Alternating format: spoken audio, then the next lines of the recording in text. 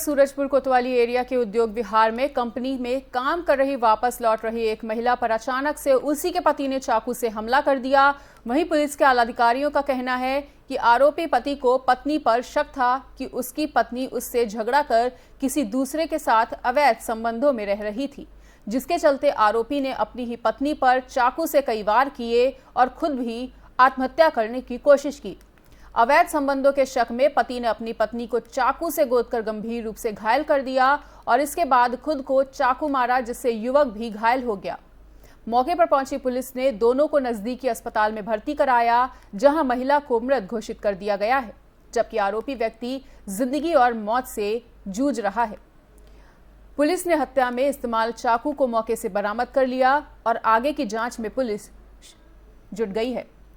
मृतका महिला उद्योग विहार में स्थित एक प्लास्टिक की कंपनी में नौकरी करती थी और दोनों के बीच आए दिन होने वाले झगड़े के चलते मृतका के घर को छोड़कर अपने एक रिश्तेदार के मकान सूरजपुर में वो रहने पर मजबूर थी।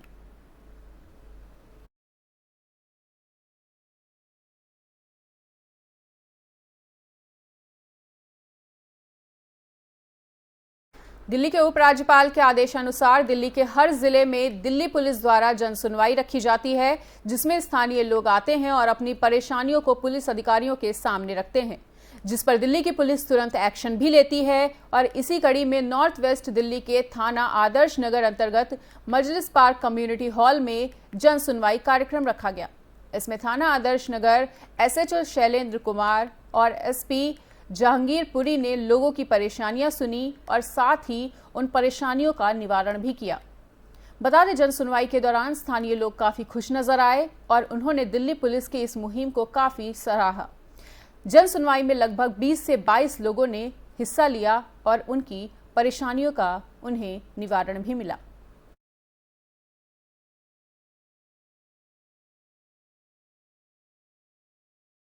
दिल्ली के पश्चिम विहार इलाके में बदमाशों ने बिल्डर की गोली मारकर हत्या कर दी और मामला हल्दीराम के पास बनी पार्किंग के पास का है, जहां बदमाशों ने इस पूरी वारदात को अंजाम दिया। जानकारी के मुताबिक वारदात के दौरान बदमाशों ने 5 से 6 राउंड फायरिंग की। वहीं मृतक पेशे से बिल्डर का काम करता था।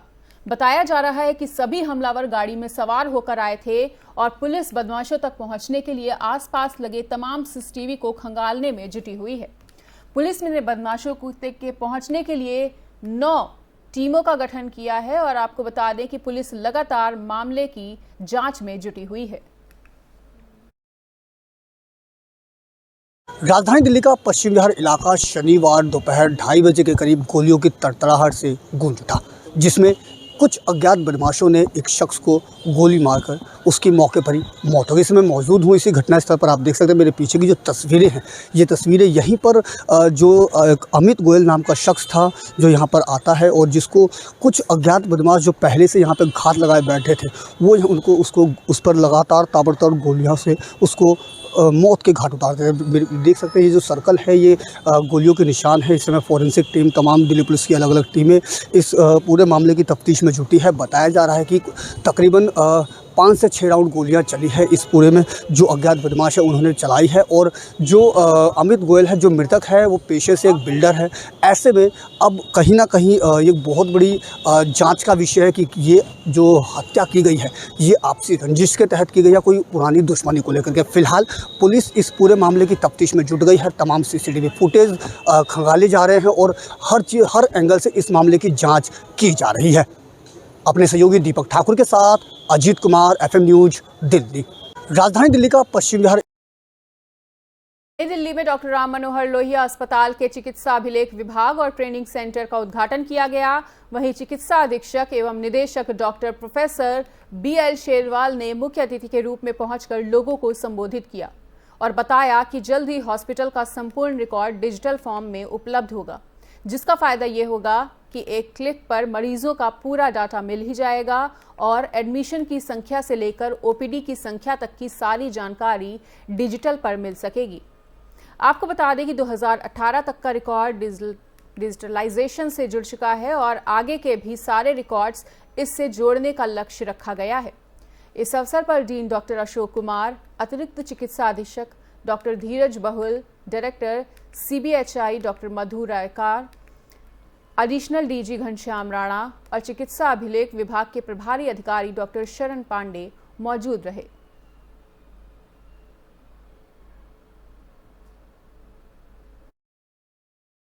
आरएमएल हॉस्पिटल में एमआरडी का अलग से एक ट्रेनिंग सेंटर हम बहुत दिन से चला रहे हैं, लेकिन एक इंटीग्रेटेड कोर्स जो है उसके लिए हम एक मॉडर्न लेक्चर थिएटर की आवश्यकता थी, जो आज 1 जुलाई को हमने इनॉग्रेट किया। और एमआरडी में जो फैसिलिटीज़ हैं, कॉम्पैक्टर ऐड किए हैं।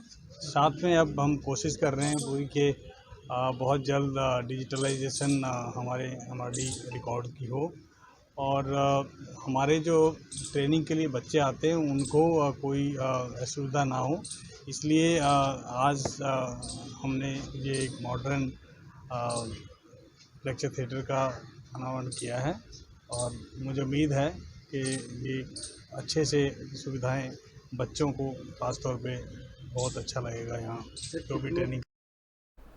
दिल्ली सरकार में कार्यरत सरकारी कर्मचारी और अधिकारी जो अपनी जिम्मेदारी का ठीक तरह से निर्वहन नहीं कर रहे, वो जबरन सेवानिवृत्त किए जाएंगे। उपराज्यपाल वीके सक्सेना के आदेश पर दिल्ली सरकार के ऐसे कर्मचारियों और अधिकारियों के कामकाज की समय सीमा पर समीक्षा रिपोर्ट देने के लिए एक 5 सदस्यीय समिति का गठन किया गया है। वहीं उपराज्यपाल के आदेश के बाद वित्त विभाग की एचआरडी कैडर नियंत्रण इकाई ने सभी विभागों के प्रमुखों को सर्कुलर जारी कर दिया है।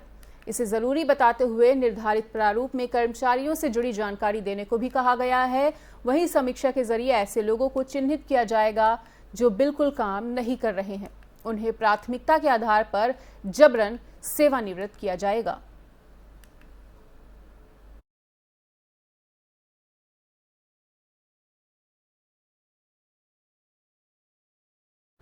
और फिलहाल इस वक्त के बुलेटिन में इतना ही। प्रदेश और दुनिया की तमाम बड़ी खबरों के लिए देखते रहिए FM न्यूज़।